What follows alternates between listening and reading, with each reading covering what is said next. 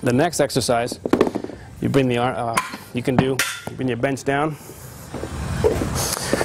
We're going to use a support on the elbow. So you would lie down. Again, lightweight, you don't have to use heavy weights here. You're going to lie down,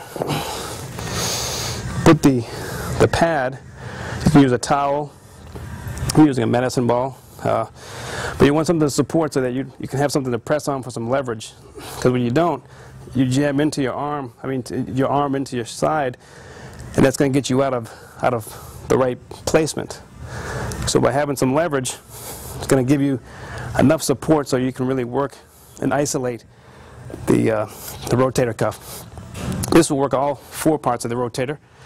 And what you do is you press in. You want to keep your elbow at 90 degrees. You can either put your hand down here, or you can support your head. And all you do is just go up and rotate. Externally rotate the arm up, and then back down. You put your hand down here if you want a little more support. And all you're doing is just going as far as you can without losing form and not going into a point where there's any type of undue stress or a pain that doesn't feel comfortable. And you just, again, small range of motion, and you use exhale as you come up, inhale as you come down, keeping your arm at 90 degrees the entire time. And again, when you do about 12 to 20 reps, you'll begin to feel a little bit of a burning sensation in the back of the shoulder, and that's fine. That just means that you're working the rotators. You do that for about 2 to 3 sets.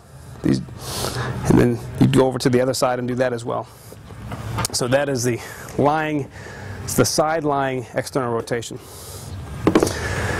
Another one you can do requires you can use some type of a support, whether it's a chair or some type of a bench, and you would put your arm up. This needs to be just probably a little bit higher. So I would use, you want to be 90 degrees here and 90 degrees here. So then you go up and down in this fashion here. And what you're doing is you're keeping your humerus still. So that's, you're kind of allowing the rotator to do the job without causing any stress or any type of movement on your elbow or other muscles to get involved by coming in with the elbow or going back. You want to stay right at 90 degrees, nice and still on the humerus, and then you go up and down, and you want to kind of feel like this, like a circular motion through the joint here. And then you just would do about 12 to 20 of those. But the key here, you have to be high enough so that the elbow is 90 degrees off your body. You don't want to be down too low. You don't want to be too high. So it really has to be 90 degrees, and then 90 degrees from the elbow to the humerus. That's the ideal position. And that's the seated external rotation. That's a great one to do, especially like if you're going to be doing some bench pressing or even doing dips. That's what I do to protect myself, especially when I'm doing like the Gironda dips. They're a little more aggressive on the shoulder. So doing the external rotation really helps kind of protect that from that area from getting hurt during those exercises. Now you can go into, you can use a cable column, or you can use a band, like a rubber band in a doorway or whatever. But this is another external rotation. What you're going to do is just, you don't necessarily need a support here. You can put a towel in here if you feel like you need a little bit more leverage. Then you just open the arm back up this way. And again, very lightweight. You don't need to go heavy with it.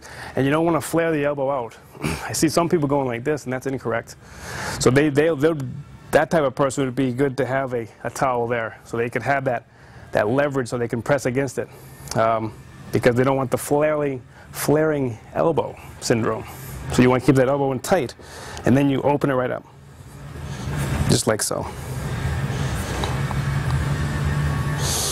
And again, you would feel that, and then you're in control of the weight. So again, if you do about 10 to 12, 20 reps of those, you'll feel it. So then you would just do both sides, like so.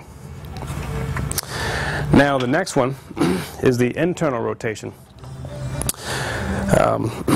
This is going to get right to the close to the part of the elbow, right to the body, right to the side of the body. I don't know if you can see it. Maybe if I get like this.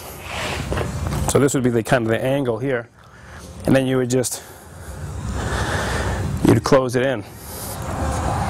So it would look like this, and you just close in the arm.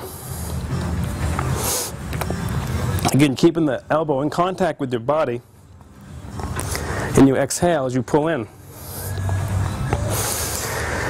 And again, it's very important to keep the arm at 90 degrees.